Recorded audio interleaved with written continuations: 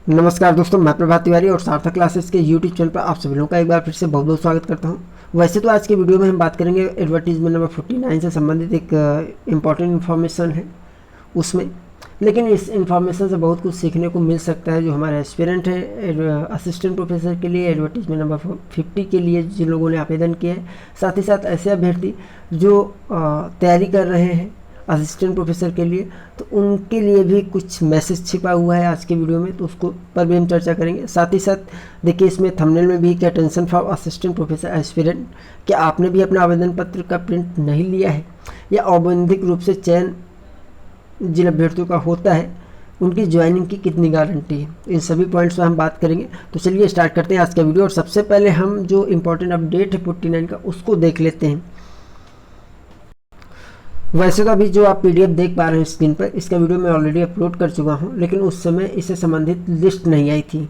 तो एक बार पहले इस नोटिस को देख लेते हैं। विज्ञापन संख्या 49 में विज्ञापित आचार्य पदों हेतु दिनांक 12 अगस्त 2021 को घोषित अंतिम चयन परिणाम में संलग्न सूची में अंकित अभ्यर्थियों द्वारा साक्षात्कार के समय उनके नाम के सम्मुख पत्रजात उपलब्ध नहीं कराए गए हैं, जिसके कारण आयोग द्वारा शिक्षा निदेशक उच्च शिक्षा को उनकी औपबंधिक संतुष्टि की गई है। अतः औपबंधिक रूप से चयनित अभ्यर्थियों को साक्षात्कार के समय वांछित पत्रजात उपलब्ध कराने हेतु दिनांक 18 सितंबर 2021 तक का समय प्रदान किया गया था। कृपया दिनांक 18 सितंबर 2021 तक वांछित पत्रजात आयोग कार्यालय में उपलब्ध कराया जाना सुनिश्चित करें। औपबंधिक रूप से संतुष्ट अभ्यर्थियों की सूची संलग्न है और उक्त से संबंधित विज्ञप्ति आयोग के पोर्टल और वेबसाइट पर उपलब्ध है। तो सबसे पहले देखिए यहाँ पर एक पूरी लिस्ट दी है ऐसे अभ्यर्थियों की जिन्होंने अपने डॉक्यूमेंट्स जो रिक्वायरमेंट थे सभी डॉक्यूमेंट्स नहीं सबमिट किए थे यूपीएससी में इंटरव्यू के दौरान में। तो ऐसे अभ्यर्थियों को एक अवसर और दिया गया है। और ये जब पहले नोटिस आई थी तो ये लिस्ट नहीं थी, तो अभी ये पूरी लिस्ट भी साथ में जारी कर दी गई है। देखिए औपबंधिक रूप से किन अभ्यर्थियों को सिलेक्शन दिया जाता है तो हम आपको बता दें। वैसे तो जितने भी चयन एजेंसियां हैं वहाँ पर औपबंधिक तौर पर जो है जो डॉक्यूमेंट्स होते हैं वो पहले ही सबमिट करा लिए जाते हैं, और अगर डॉक्यूमेंट्स कंप्लीट नहीं आपके होते हैं तो इंटरव्यू भी देने नहीं दिया जाता है। लेकिन यूपीएससी में ऐसा नहीं है, थोड़ा सा लचीलापन है और अच्छी बात है अभ्यर्थियों के लिए। अगर किसी कारणवश कोई अभ्यर्थी अपना डॉक्यूमेंट नहीं सबमिट कर पाता है तो इंटरव्यू से नहीं रोकते हैं। हालाँकि आपको बाद में अपना जो डॉक्यूमेंट्स कंप्लीट नहीं था उसको देना होता है। कौन कौन से आपको डॉक्यूमेंट सबमिट करने होते हैं ये आपको पता चलता है जब आपका इंटरव्यू लेटर जारी होता है, और उस इंटरव्यू लेटर पर जो है सारे डॉक्यूमेंट्स के नाम वहाँ पर लिखे होते हैं, कौन कौन से डॉक्यूमेंट्स आपको सबमिट करना है। तो एक अच्छी बात है, थोड़ा सा लचीलापन है। अभ्यर्थियों की सुविधा को ध्यान में देखते हुए जिन अभ्यर्थियों का नाम इंटरव्यू के लिए आता है उन्हें अवसर दिया जाता है। भले ही एक दो डॉक्यूमेंट्स आपके कंप्लीट ना हो तब भी आपको अनुमति दे दी जाती है। हालांकि वहाँ पर आपसे एक लिखित में ले लिया जाता है कि हम आपको जो है अपना डॉक्यूमेंट इतने समय के भीतर उपलब्ध करा देंगे। तो सबसे पहले लिस्ट देख लेते हैं और इनके सामने कौन कौन से डॉक्यूमेंट्स नहीं लोगों ने दिए हैं उसका पूरा विवरण है। देखिए एडवर्टीजमेंट 49 जो है जो एडिट कॉलेज में प्रिंसिपल की भर्ती होती है उसके लिए है, और इसके लिए एक्सपीरियंस की ज़रूरत होती है। तो उससे संबंधित अदर डिटेल जो है ऑलरेडी जो पिछले वीडियो में मैं अपलोड कर चुका हूँ। तो डॉक्टर अरविंद सिंह, इनके पास जो है अनापत्ति प्रमाण पत्र इन्होंने नहीं दिया है। डॉक्टर शरणचंद्र मिश्रा आवेदन पत्र नहीं इन्होंने सबमिट किया। डॉक्टर विजय गर्ग जी आवेदन पत्र, और डॉक्टर हेमंत कुमार शुक्ला जी पहचान पत्र। डॉक्टर आलोक कुमार सिंह अभियोग का शपथ पत्र। डॉक्टर त्रिथेश कुमार वर्मा जी आवेदन पत्र। संजीव कुमार, डॉक्टर संजीव कुमार आवेदन पत्र। डॉक्टर इकरार अहमद अनापत्ति प्रमाण पत्र। इसके बाद doctor Kaushalen Vikram Mishra, doctor P K Srivastava, doctor Arjun Mishra, doctor Manju Mishra, doctor Amit Kumar Singh, doctor Pradeep Kumar Pandey, doctor Brijendra Singh Yadav, और doctor Krishnakant Sharma, doctor Vikram Singh Yadav, doctor Akhilesh Chandra Pandey, doctor Balwant Singh, doctor Seema Jain, doctor Anand Shankar Chaudhary, doctor Prabhaskar Rai, doctor Rajeev Sarohi, doctor Shekhar, doctor Mukesh Kumar Jain, doctor Seema Singh और डॉक्टर वीरेंद्र कुमार निर्मल। यहाँ पर आप देख लीजिए आवेदन पत्र इन सब लोगों ने नहीं सबमिट किए थे, जबकि कुछ लोग हैं जिन्होंने अनापत्ति प्रमाण पत्र नहीं सबमिट किया था और अभियोग का शपथ पत्र भी नहीं दिया है, और साथ ही साथ जो है पहचान पत्र भी किसी ने नहीं दिया है।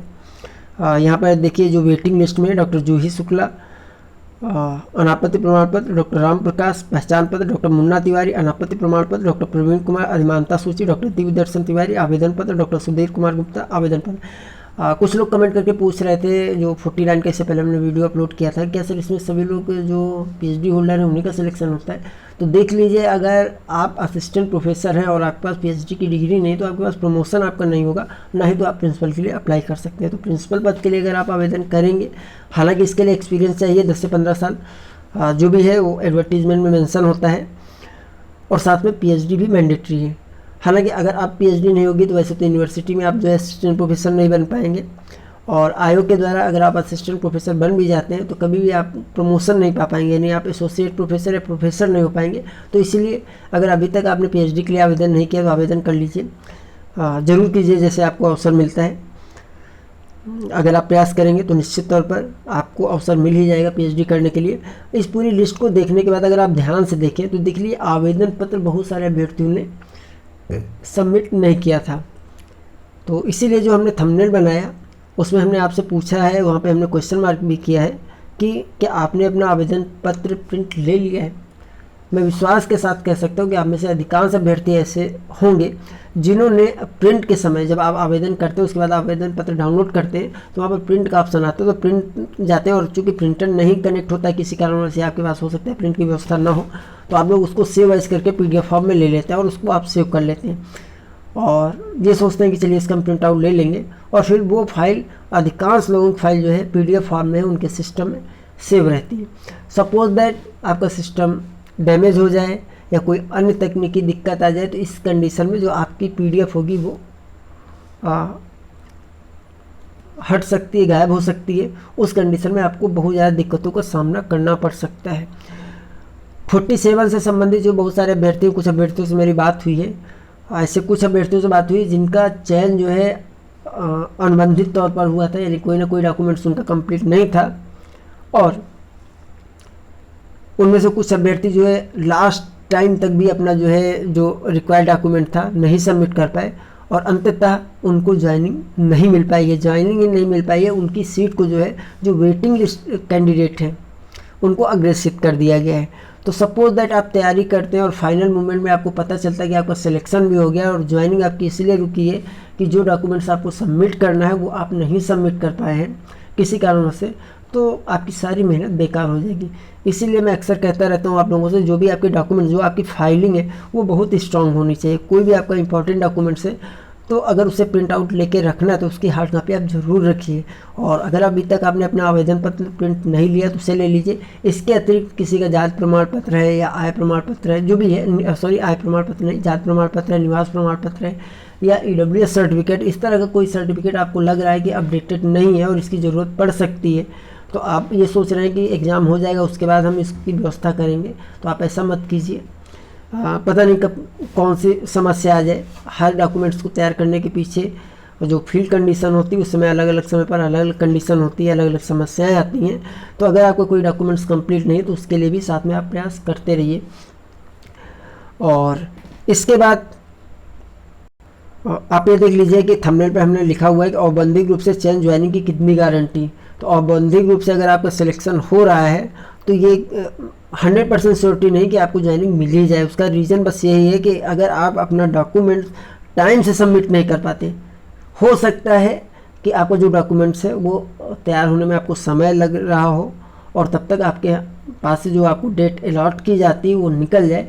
तो समय के बाद अगर आप सबमिट करते हैं तो फिर उसका कोई फ़ायदा नहीं है। तो इस तरह गलती नहीं करना है हमें अपने डॉक्यूमेंट्स बिल्कुल कंप्लीट रखने हैं।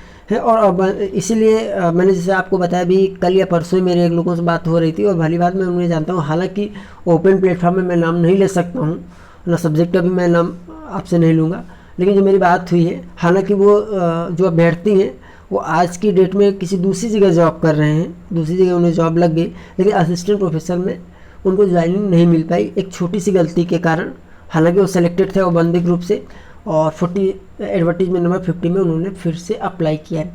अच्छा, अब एक बात और हम आपसे बात कर लें। आप में से बहुत सारे अभ्यर्थी होंगे जो ये सोचते होंगे कि जो पिछली बार के काफ़ी मेहनती अभ्यर्थी थे, जो बहुत मन लगा के मेहनत करते थे, उनका तो सिलेक्शन हो गया, तो आप लोग सोच रहे होंगे कि अब वो आपके कंपटीटर नहीं है। तो ये भी मत गलती कीजिएगा।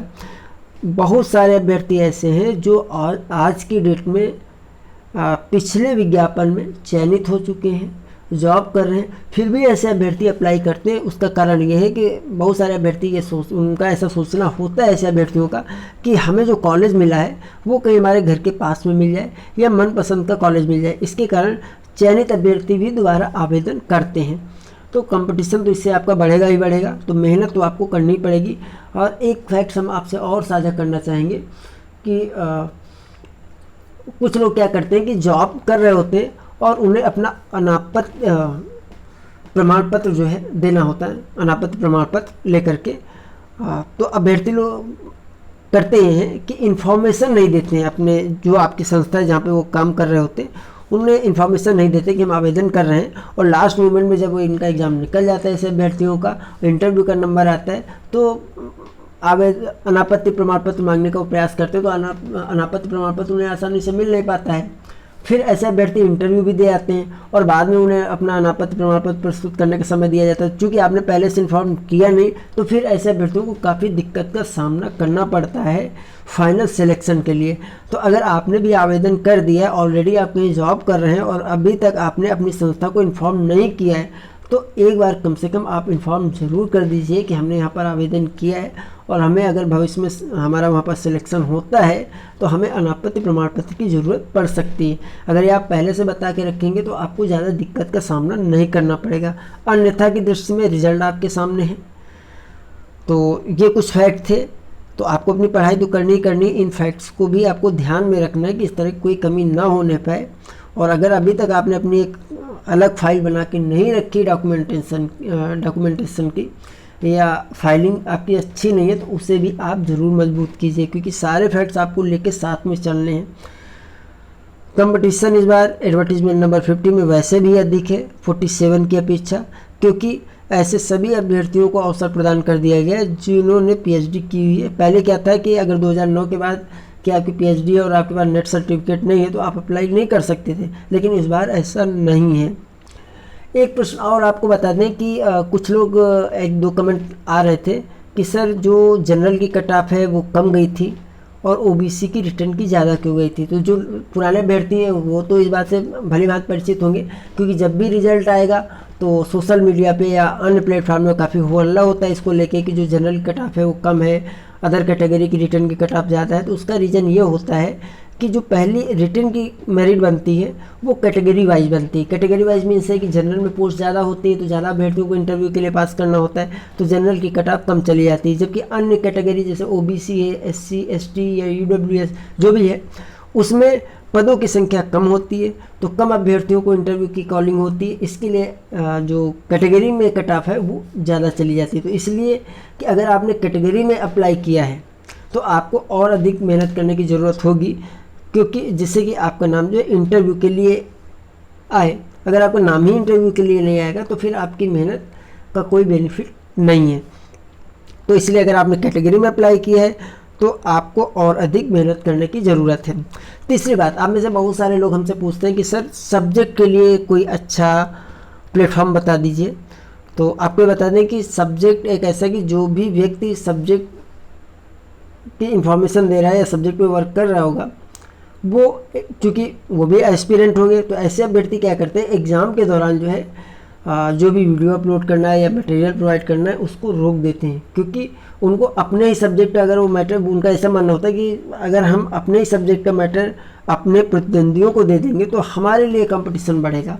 दूसरी बात, आप ये मान के चलिए कि आपके सब्जेक्ट में हमारा ऐसा मानना है कि कोई भी आपकी मदद करने वाला नहीं है। और दूसरी बात, आपको अपने ऊपर कॉन्फिडेंस स्वयं में होना चाहिए। मुझे नहीं लगता कि आपका सब्जेक्ट है और आपको कोई अन्य जो है सब्जेक्ट में मदद कर सकता है, क्योंकि उसमें तो ऑलरेडी आप लोग नेट है, जेआरएफ है, लगातार आप मेहनत कर रहे हैं, तो आपको कोई क्या पढ़ा देगा। तो सब्जेक्ट की रणनीति आप बनाइए अपने हिसाब से, इधर उधर मत भटकिए। अच्छी पुस्तकों की आपको जानकारी ज़रूर होनी चाहिए। हर विषय की कुछ जो है प्रमाणिक पुस्तकें होती हैं जहाँ से पेपर बनता है। तो ऐसी बुक्स का अगर आप देखिए, आप पहली बार हैं और आपको अगर ऐसी बुक्स की जानकारी नहीं है तो आपके जो सीनियर है, जो सिलेक्टेड कैंडिडेट है, उनसे अगर आप पूछेंगे तो हो सकता है आपको मदद मिले। अन्यथा जो अभ्यर्थी सिलेक्टेड नहीं है, तो हमने एक चीज़ ऑब्जर्व की और आपने भी ऑब्जर्व किया होगा कि एक दूसरे को लोग सब्जेक्ट से रिलेटेड अपनी रणनीति बताते नहीं हैं। आप कोई नहीं बताएगा कि आपको किस बुक से पढ़ना है, हम कैसे तैयारी कर रहे हैं, उस तरीके से आप कीजिए। तो सब्जेक्ट में ये कोई नहीं बताता है। तो इसलिए आपको सतर्क रहते हुए अपनी रणनीति आपको खुद बनानी होगी। तो दोस्तों ये कुछ फैक्ट थे, और इसके अतिरिक्त आप लोग स्वयं समझदार हैं अपनी तैयारी के लिए। लास्ट मोमेंट में आपको ज़्यादा से ज़्यादा मेहनत करना है, आपको अपना पाठ्यक्रम तो कवर ही करना है, ऑब्जेक्टिव क्वेश्चन की भी प्रैक्टिस करनी है, वलनाया के माध्यम से भी आप तैयारी कर सकते हैं। तो और सबसे बड़ी बात है कि निरंतरता होनी चाहिए। खरगोश बनने की बजाय अगर हम कछुआ बन के तैयारी करेंगे, जैसे आप लोगों ने बचपन से हम लोगों को कहानी सुनाई जाती थी खरगोश और कछुए की कहानी, तो ये समय है कि ऐसी कहानी से हम प्रेरणा लें, और अगर कुछ कमियां हमारे अंदर हैं लास्ट मोमेंट में भी, तो उनको हम सुधार करने का प्रयास करें। तो आज की वीडियो में दोस्तों इतना ही। हम आपसे फिर मिलते हैं अगले वीडियो में कुछ नई जानकारी के साथ। तब तक के लिए नमस्कार।